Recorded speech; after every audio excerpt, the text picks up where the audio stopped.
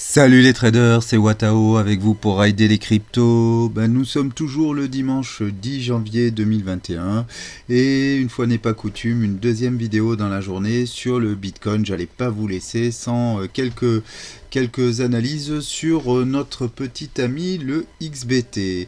D'autant que, écoutez, ça drop, ça drop plutôt pas mal. On va regarder ça tout de suite ensemble sur Renko. Alors, Renko, quand on voit ce grand drop là, toutes ces briques qui vont vers le bas, faut pas non plus prendre peur tant que la journée est pas finie et que c'est pas complètement dessiné, ça veut rien dire. Néanmoins, là c'est assez violent et j'ai l'impression que ça va être assez significatif. Donc on va regarder ça ensemble. Mais sachez que ici en début de semaine, là, c'était quand c'était le 4, c'était lundi dernier. On avait eu aussi une mèche comme ça très importante qui s'est résorbée. Allez, on regarde tout de suite au niveau des candlesticks ce que ça nous donne. Hop, waouh, magnifique. Alors, je vous le dis, j'ai pas préparé cette vidéo. Je débarque un peu sur le prix et quand je vois ça, je dis bah oui, je dis magnifique. Alors oui, ça nous fait jamais plaisir quand ça tombe, mais regardez, là je suis en délire. Regardez où est-ce qu'on va taper pile poil sur la Tenkan qui apparemment nous a servi de support. Alors on l'avait déjà fait ici précédemment, on l'avait traversé, mais regardez tout du long là en daily, Tenkan Kijun nous ont servi de support et on rebondit dessus. Donc là, je vais reprendre le cours classique de mon analyse en remontant en mensuel, mais franchement, là on vient de passer un point hyper important et peut-être une occasion d'achat avant d'aller plus haut, mais ça on va le voir par rapport à l'analyse globale. Alors on va se mettre en monthly d'abord, ok. Donc en monthly, qu'est-ce qu'on voit? On voit qu'on est en train de faire une match d'outre-espace cette semaine, puisqu'on est allé toper les 42 000 dollars avant de retomber. Alors ça, c'est pas super bon signe par rapport au mois précédent où on avait des marubozu, c'est-à-dire des grosses bougies vertes bien pleines avec des mèches courtes. Là, on est en train de faire une mèche qui est très topi, c'est-à-dire qui est comme ici, qui indique vraiment peut-être qu'on a atteint un plus haut, au moins temporaire. Donc ça ne veut pas dire que c'est la fin des haricots pour les boules et pour le bull run, mais en tout cas on dirait que là on a connu un coup d'arrêt, même si on l'attendait, en tout cas moi je l'attendais peut-être un peu plus haut, mais là on est vraiment rentré dans les zones dangereuses, tout simplement, dans les zones vraiment de surachat. Mais regardez, au niveau du RSI, on a encore beaucoup de marge en mensuel. En weekly, comment va-t-on terminer la semaine? Ah, ça c'est intéressant aussi. En weekly, regardez. En weekly, au niveau du RSI, on est largement en surachat, même par rapport à notre précédent ATH. Donc on semble vraiment avoir tiré sur la corde au niveau RSI. Regardez, le trend haussier est toujours là, mais on est vraiment au bout du bout. Mais surtout, notre mèche ici, regardez dans la semaine, c'est quoi? C'est un énorme sabre laser. Donc ça, c'est vraiment des figures de marché qui sont mortels, parce que en fait dans la semaine on va faire un super plus bas et un super plus haut, et voilà, et entre les deux on ramasse les boules, les bears, et je peux vous dire qu'au niveau des bears, moi qui ai une tendance plutôt bearish puisque je suis un enfant du bear market, je me suis tenu éloigné des marchés en bear parce que franchement là ils arrêtent pas de ramasser depuis des semaines. Donc là, voilà, on a été stoppé au niveau de la Tenkan, pile poil sur la Tenkan à la baisse, et puis on est allé faire un plus haut, et puis là vraiment on est en train on est entre les deux. Donc on va voir comment se termine cette bougie, mais clairement on a une figure d'indécision en hebdomadaire. Est-ce qu'on continue la hausse ou est-ce qu'on va vraiment prendre un peu de recul? En tout cas, avoir au moins une respiration de marché, ce qui serait pas finalement une mauvaise chose de connaître une petite pause dans cette hausse. En hebdomadaire, donc j'ai commencé par là, bon voilà, la mèche elle se traduit de la semaine, se traduit par cette grosse bougie rouge. Alors ça c'est clairement en pur pattern candlestick, on a vraiment un avalement baissier. Même si on a trouvé du support sur la Tenkan, ça c'est une bougie extrêmement bearish. C'est-à-dire que si on clôture sur cette bougie là, et qu'elle clôture surtout sous ces bougies vertes là précédentes, c'est quand même un signal extrêmement bearish, et d'autant que en daily, regardez le trend, la trendline haussière là depuis plusieurs jours, depuis la mi-décembre, eh bien on l'a pété hein, clairement. Alors attendez, j'enlève ça, hop, voilà, ici, regardez, ici, cette trendline, et ben on l'a cassé assez violemment. Donc on va voir comment se comporte la Tenkan ici, et si on tient, si elle est un support, suffisant, mais un support, ouais, pourquoi pas, un support suffisant, un support, on va faire court. Mais en tout cas, voilà, c'est pas très bon signe tout ça, je vous le cache pas. Surtout en cette fin de semaine, ouverture des futurs, on va aller voir les futurs. Mais c'est plus bearish que ce qu'on a pu connaître même là. Même si, bon, il n'est pas interdit d'imaginer qu'on remonte tout ça et qu'on continue vers le haut. En 12 heures, bon là on traverse la Tenkan, on n'a pas été touché la Kijun. Et en 4 heures, en 4 heures, wow, en 4 heures, en 4 heures, c'est pas la fête. Hein. En 4 heures, comme dirait Fanta avec son langage fleuri, ça pue la merde. Clairement, on n'est pas bien, les gars. Les gars, les filles, on n'est pas bien parce que regardez, déjà, waouh, j'avais pas vu ça. Hop, tac, voilà, vous avez eu la divergence. Je la mets en évidence pour les newbies. Voilà, mais là, elle est très très nette. En 4 heures, bon, le trend haussier est clairement à la ramasse. On a cassé la Kijun. On se dirige tout doucement, et même plutôt pas doucement, mais rapidement vers le Kumo. Donc on va essayer de trouver à nouveau du support. Mais regardez, la dernière fois qu'on est allé chercher du support en 4 heures, bon, ça remonte au 25 décembre, donc pourquoi pas. Mais en tout cas, moi, ce qui m'inquiète plus, c'est ça. C'est-à-dire que ici, vous voyez la pince en C, hein, au niveau Tenkan Kijun, la figure dont je vous ai souvent parlé, si vous allez regarder les vidéos de Chaos Trader, il va vous expliquer très bien ce que c'est qu'un C-clamp. Et ben voilà, elle est en train de se refermer, donc ça c'est vraiment classique dans Ishimoku, la pince en C qui se referme, et on va avoir un croisement Tenkan Kijun qui est quelque chose d'extrêmement, non, qui est quelque chose de bearish. Alors tout seul c'est pas extrêmement bearish, c'est juste bearish, hein. Regardez ici on a eu ce croisement, ça n'a pas empêché de rebondir et d'aller chercher plus haut, mais ça conjugué avec la divergence baissière, conjugué avec le fait que la Chikou est en train de venir taquiner là le prix et risque de passer dessous, et puis le fait qu'on n'est pas très loin du Kumo, voilà, il va falloir se méfier. En même temps, on a connu ça ici et on est reparti vers le haut, on a connu ça là aussi et on a continué vers le haut, et à chaque fois avec des divergences baissières, celle-ci par exemple qui était extrêmement marquée. Regardez ici, entre ça et ça, on avait une énorme divergence baissière.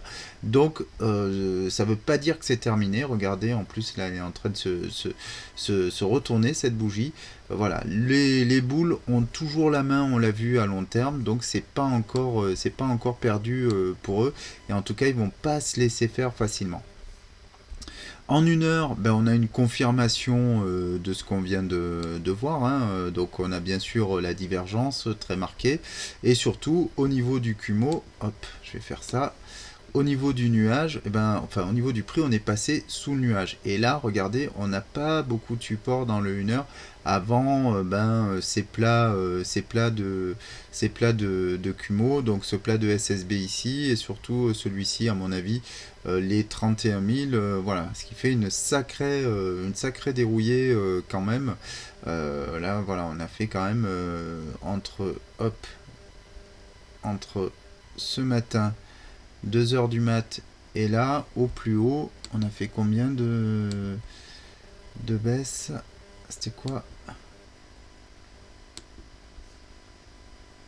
Ah ouais, quand même 6 000 $ de différence. Il y a de quoi s'amuser, hein. Franchement, en intraday, il y a de quoi faire. Alors, est-ce que c'était une occasion d'achat et de buy the dip?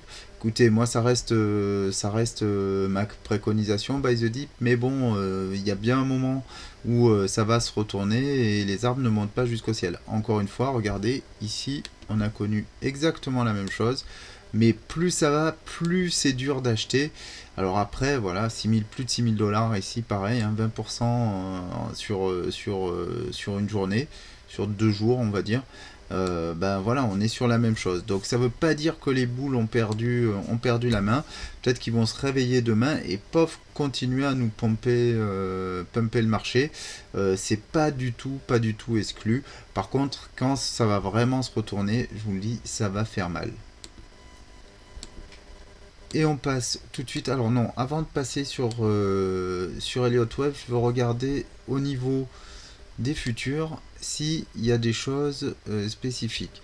Alors, ouais, il y a toujours ce gros gap là. Enfin, c'est pas toujours parce que je ne l'ai pas mis en exergue la dernière fois. Mais il y a un gros gap ici qu'on n'est pas venu combler. Donc celui-là, hop, ben, il nous attend. Hein, et il est pas très très loin, au 24 000. Donc celui-là, on peut aller le revisiter. En tout cas, plus simplement que d'autres. C'est-à-dire ici et ici. Parce qu'il est moins éloigné. Ici, on avait fait un gros gap, mais qu'on est venu largement boucher par la suite. Et là, on n'a pas de gap particulier. Donc, on n'est pas. Il n'y a pas de. Il n'y a pas de. Ouais, data is delayed, market closed, évidemment. Donc il n'y a pas de choses particulières. Par contre, quand ça va ouvrir les futurs, il va falloir le surveiller. Je ne sais plus vers quelle heure c'est, 1 heure, 2 heures du mat. À une époque, je me levais à cette heure-là parce que il y avait pas mal de choses à faire. Mais là, en ce moment, je suis un peu plus serein et je m'amuse plus à ça. Allez, on passe sur Elliott Waves, voir ce que ça nous dit.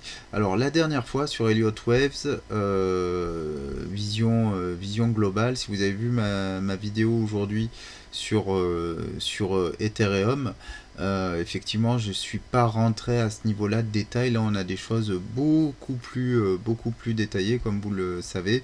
Et surtout la dernière fois on n'a pas pu rentrer Enfin, on était juste avant cette baisse et j'avais pas les signaux que je voulais court terme pour me dire comment finir cette vague 5 et du coup ben, bien m'en a pris parce que de toute façon on a continué à grimper. Maintenant, est-ce qu'on peut placer le sommet de la 5 ici et du coup le sommet de la 3? Ben, j'en sais rien, on va juste se remettre en tête les targets parce que je les ai oubliés tout simplement, hein. C'est pas Si je le refais, c'est pas pour être pédago, c'est juste parce que j'oublie d'une fois sur l'autre. Donc si on se met là, on était au 4,618. Putain, elle est belle, c'est magnifique, franchement. Oh là là. Comme on dit, c'est textbook, quoi. C'est comme dans les livres. Ah, c'est pas possible. C'est tellement beau. Alors, le Bitcoin nous habitue à faire des trucs ultra précis, mais alors là, là, c'est magnifique. Bon, 4,618. Alors, je devrais pas, mais franchement, en fait, on va faire ça, hein. Alors, on peut pas dire que c'est validé, mais c'est tellement joli d'arriver ici au 4,618 que j'ai envie de dire, il faut que ce soit ça, quoi. Il y a une harmonie quand même, hein, dans Elliott Wave, dans les Fibo, etc. Et quand c'est moche, ben, ça fait pas plaisir, on n'est pas bien. Et quand c'est joli, ben, il faut le voir. Alors, je suis peut-être le seul à avoir une beauté dans les vagues d'Elliott, mais ouais, je crois qu'il y a une sorte d'harmonie, de beauté intrinsèque dans la manière dont ces vagues se placent. Alors ici, tac, si je me mets en 2, ouais, là par contre je suis en hyper extension, donc on va rien voir, là j'ai même pas les targets dans Elliott sur ça, donc oublions.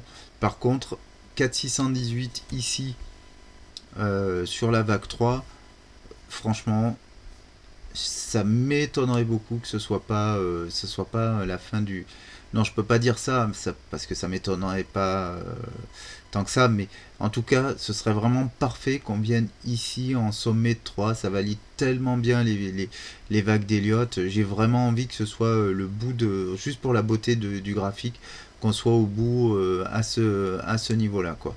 Et donc, ça voudrait dire quoi? Ça voudrait dire ben, qu'on terminerait nos mouvements comme ça avec une magnifique parabole, et derrière eh ben, on va chercher ce bas de 4, hein. Alors explorons cette hypothèse quand même, hein. Encore une fois, je dis pas que c'est définitif, mais j'ai juste ce que j'ai envie. Et attention, hein, les graphiques ils font pas ce dont vous avez envie, hein. Ils font ce que le market trader leur dit de faire. Mais en tout cas, si le market trader a dit, si le market maker pardon a dit que c'était comme ça qu'il fallait faire et qu'on faisait un Fibo parfait, et ben c'est lui qui a raison. Donc on s'est dit quoi sur cette vague 4 que je manipule ici en jaune?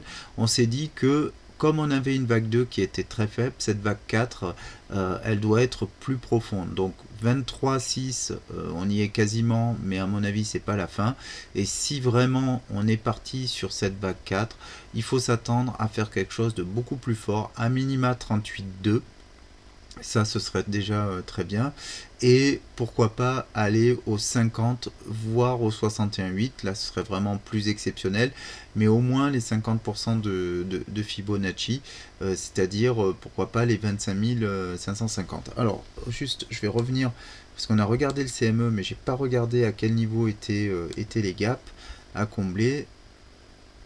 Le bas de ce gap-là, on est à 23 000 et quelques. Ouais, donc là, se dire qu'on va venir combler ce gap-là, bah pour moi, ça fait sens en fait. Ça fait sens de se dire qu'au moins celui-là, on vient le combler. Plus bas, j'ai un doute, parce que vraiment là, ce serait vraiment trop, une correction trop importante. Par contre, ici, venir combler le gap au 23, donc ici dans ces eaux-là, ça nous amène sur les 50%, pourquoi pas, 61,8, 21,2, c'est un peu trop bas, mais bon voilà, là on peut se dire, si vraiment on a atteint ici le sommet de notre vague 3, on peut se dire qu'on va avoir une vague 4 assez violente. Alors, question, comment on joue une vague 4 comme celle-ci? Encore une fois, je dis pas qu'on a atteint le sommet de la 3, attention. Mais au cas où on l'ait atteint, comment vous allez jouer cette vague-là? Il y a un setup d'Elliott Wave, alors soyez vraiment attentifs parce que c'est un setup qui marche très très très bien. C'est un setup en fait qui est très simple. En fait, la plupart des vagues 3, quelles que soient les figures de correction, vont en général retracer sur la vague B ou la vague X, si on est dans une WXY, vont aller retracer à 61,8. D'accord? Alors, elles peuvent faire plus en cas de flat, mais en général, elles vont retracer 61,8. Donc, le setup de base pour jouer une vague 4 consiste à attendre, à observer le cours jusqu'à ce qu'on ait atteint un plus bas temporaire, qu'on voit le mouvement se retourner vers le haut, et là, ben, admettons que ici c'était ma vague A se termine là, et eh bien on va calculer jusqu'à 61,8 de retracement pour rentrer en short et profiter de la vague C. Ok, donc ça c'est un pattern vraiment extrêmement classique et relativement sûr. Alors pourquoi relativement sûr? Parce que évidemment on peut tomber sur une flat qui fait quelque chose comme ça et qui remonte jusqu'au 123,6. Mais ça c'est vraiment un pattern qui vaut la peine d'être tradé, et c'est un peu comme à la hausse ou à la baisse la vague 2. Alors il correspond aussi à une vague 2 parce que si vous voulez dans le pattern inversé, c'est-à-dire si ici on était sur une impulsive 1, 2, 3, 4, 5, et ben une vague 2 ça retrace souvent 61,8. Donc c'est vraiment un pattern, un setup qui est assez safe et qui se trade bien. Alors c'est pas le meilleur parce que évidemment sur une impulsive, une vague 2, on a une 3 derrière, on a beaucoup plus de gains potentiels que juste sur une vague 4. Mais en tout cas, voilà, c'est un pattern intéressant à regarder.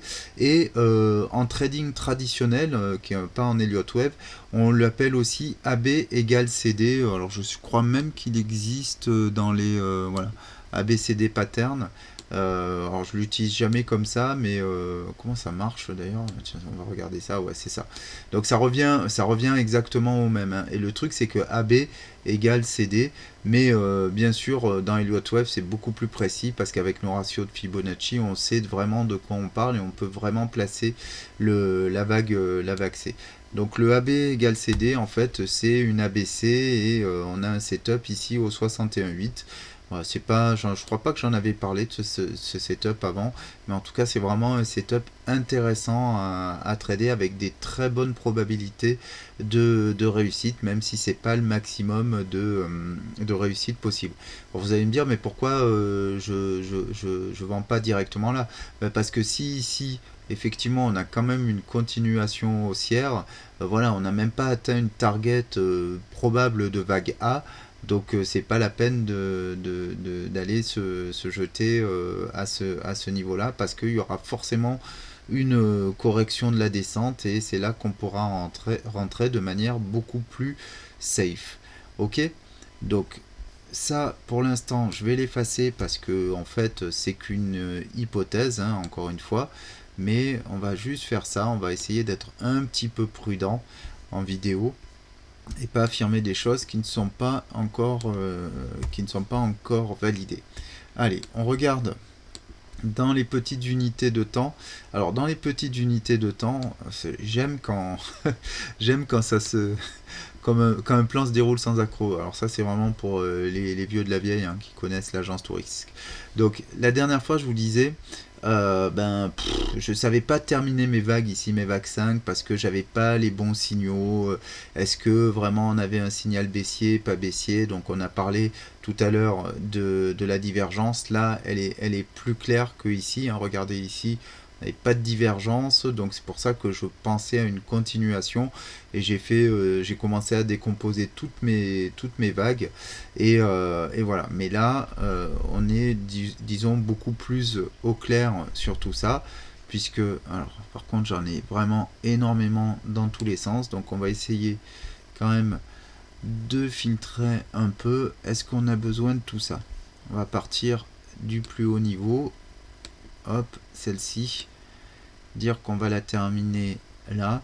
Alors c'est pas forcément les bons décomptes, mais après j'avais cette vague là, 1, 2, 3, 4, 5, qui terminait quoi? Qui terminait 1, 2, 3, 4, 5. Non, ça va pas. Vous savez quoi? Trop compliqué. Quand c'est compliqué, c'est qu'il y a un loup, c'est qu'on n'est pas bien, c'est qu'on on tire trop sur la corde. Donc voilà. Ok. Donc ici, j'étais 1, 2, 3, 4 et 5 avec une méga extension. Est-ce que ça fait sens? Oui, mais en fait, cette impulsive, peut-être que je pourrais la faire en 1, vous voyez, en 1, 2, 3, 4 et 5.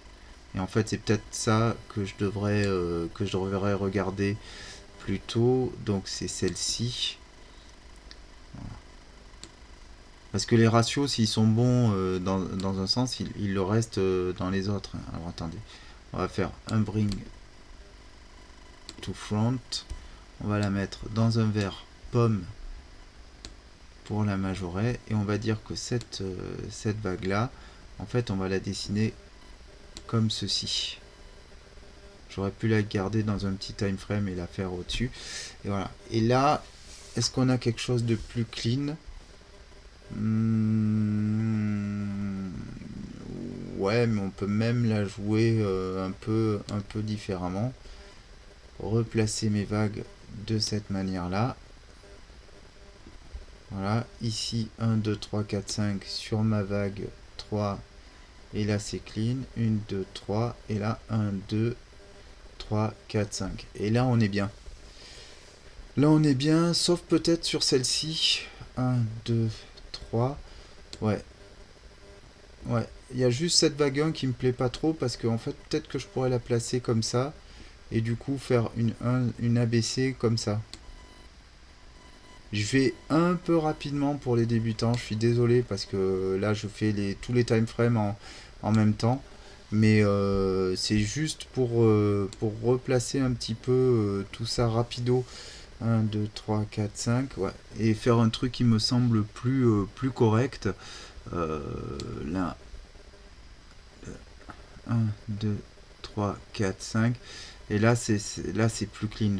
En fait j'essaie de faire un truc beaucoup plus clean dans le décompte. Hop. Et effectivement, même sur des petites unités de temps, là, 1, 2, 3, 4, 5, je l'ai. Ici. Et là, j'ai une ABC. Alors, ouais, peut-être que je pourrais la faire comme ça aussi. A, B, C. Il faudrait regarder au niveau RSI. Ouais. Parce que là, je suis plus bas, donc ça va être ça.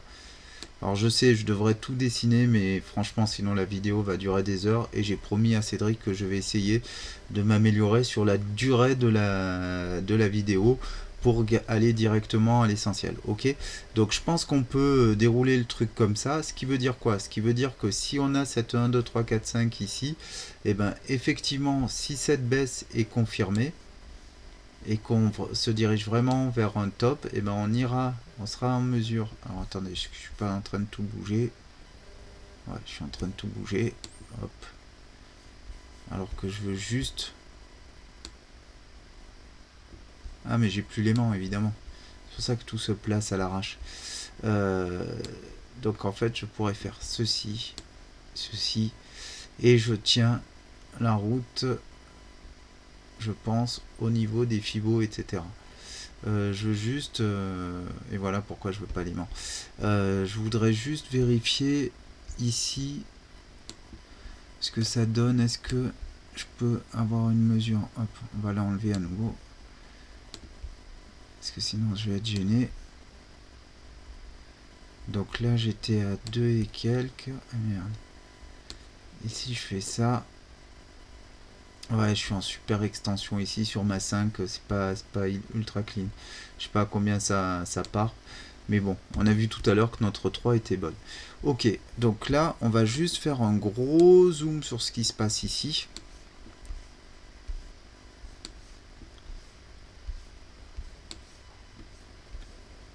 Ok, juste valider quelques vagues de ce côté-là. Donc ici, je vous disais tout à l'heure, A, B, C. Il faudra regarder les niveaux, mais ça peut le faire. 1, 2, 3, 4, 5, ici j'ai mon impulsive, et là je serai en train de descendre. Donc ici, si je descends, on va descendre carrément en 1 heure. Regardez ça de plus près. Hop, se mettre en auto.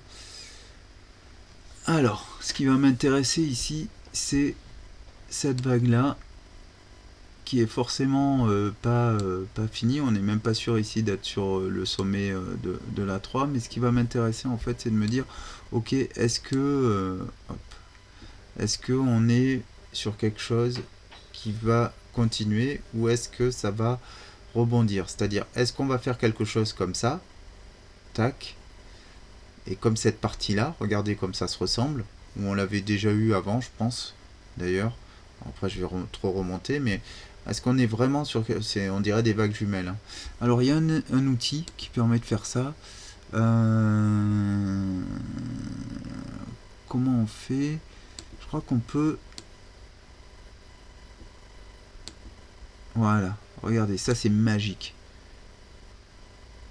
Ça c'est magique, j'adore.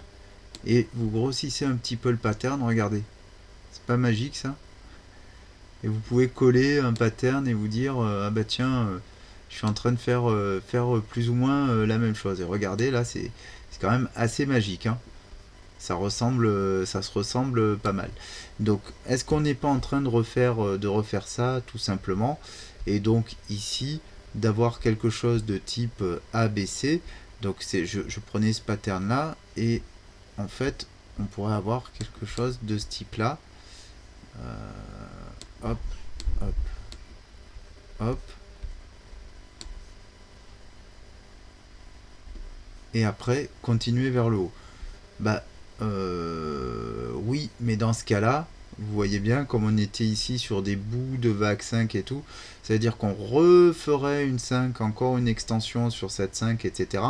Bon, c'est pas du tout impossible.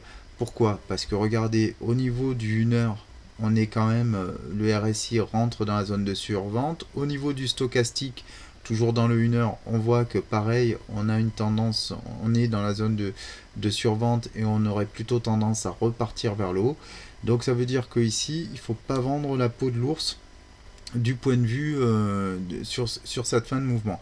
C'est-à-dire qu'on pourrait avoir encore une nouvelle flat avec une C tronquée comme ça, et continuer à aller toujours plus haut. Il faudra encore une fois revoir mon décompte précédent. Alors, c'est pas forcément le scénario que je privilégie, mais en tout cas, il reste tout à fait possible parce qu'on a un marché qui est alimenté par des énormes achats d'institutionnels qui n'arrêtent pas d'acheter du Bitcoin. Donc c'est pour ça que en fait, là où du point de vue graphique, eh ben, on aurait envie de voir une fin de cycle et un retournement à la baisse, et ben ça peut tout à fait continuer à grimper, et les gens qui achètent, ils ont peut-être pas envie tout de suite parce que c'est alimenté forcément par des gros volumes, hein, tout ça. J'ai plus les volumes, hop, mais voilà, regardez comme c'est défendu ici, le volume qu'on a. Regardez cette baisse là, comment elle a été défendue aussi par des gros volumes en vert. Et donc il y a des gens qui défendent ça parce qu'ils ont peut-être pas envie tout de suite d'arrêter d'acheter. Ils veulent peut-être amener le Bitcoin à 50 000, à 60 000, à 70 000 avant de le dropper. Donc encore une fois, ne vendez pas la peau de l'ours tout de suite, ou plutôt ne vendez pas la peau du boule tout de suite, hein. Ils défendent, et ils défendent plutôt joliment leur position pour aller plus haut. Néanmoins, nous, ce qu'on attend, eh ben, effectivement, on aimerait bien voir une vague 4. Donc, comme on le disait tout à l'heure, ici, une remontée sur les 61,8, comme ça, avec une target probable. Donc 61,8, ça nous amènerait une remontée sur les 39 400, allez, les 40 000.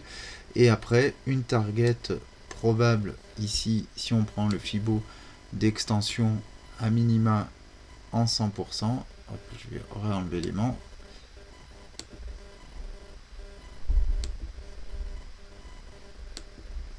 Tac. Ici, target minimum au 32 000. Sachant que c'est un peu la target minimale, comme je vous disais, compte tenu du fait qu'on a eu une petite vague. J'essaie de choper ma vague 4, elle est tellement loin. Voilà, on va y arriver. Compte tenu du fait qu'on a eu une petite vague 2, par contre j'attends quand même une vague 4 un peu plus puissante que ça. Voilà. Par contre, quand on aura fait cette vague baissière, ça ne veut pas dire qu'on va tout de suite revoir un Bitcoin très très bas. Vous le savez, comme je vous l'ai montré en début de vidéo, enfin en début d'Elliott Wave, après on a une vague 5 qui doit se terminer. Donc écoutez, je ne vais pas faire une vague trop longue, une vidéo trop longue, je suis fatigué. Merci de votre attention, et puis soyez prudents, et je vous dis ciao, bon week-end, bonne fin de week-end les traders, bonne reprise, bonne semaine, à très vite, ciao ciao.